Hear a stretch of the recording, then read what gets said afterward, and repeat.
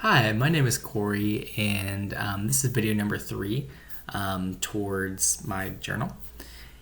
And so, kind of looking at the different topics for this week, one of the important ones was looking at how creativity connects to entrepreneurship and innovation, and found a couple different pretty interesting examples of that.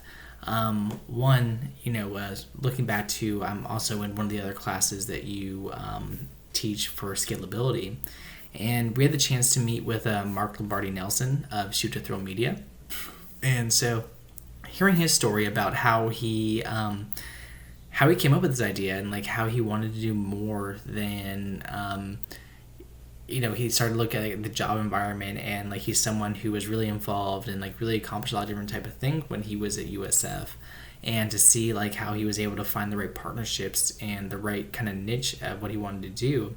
And once he decided on what he wanted to do, he actually chased after that idea.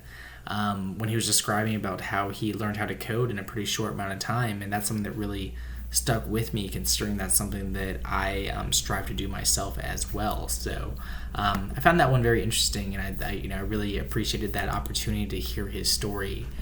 And outside of that, another interesting example of that I found was looking at Twitch streaming or just video game streaming in general.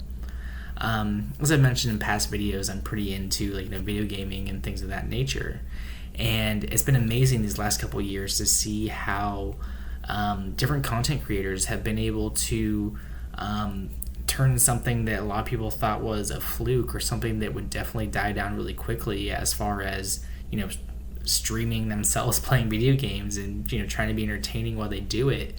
But a lot of people have really used innovation to find ways to break through the noise and find ways to entertain people in ways that television or movies or music or any of those other type of mediums aren't really quite able to do.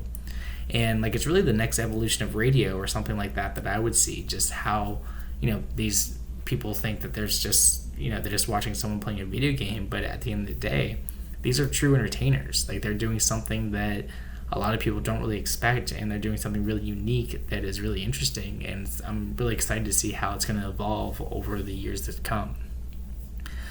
Outside of that, kind of looking at a few ways that innovation is important to society. One of the first ones I looked at was Roman aqueducts. I always find that as a really interesting example of something that happened so long ago, and we think of we take for granted just the fact that we can flush a toilet and the water goes somewhere, or that we can turn on a faucet and water comes from who knows. A lot of people don't really quite understand how that would even possibly work.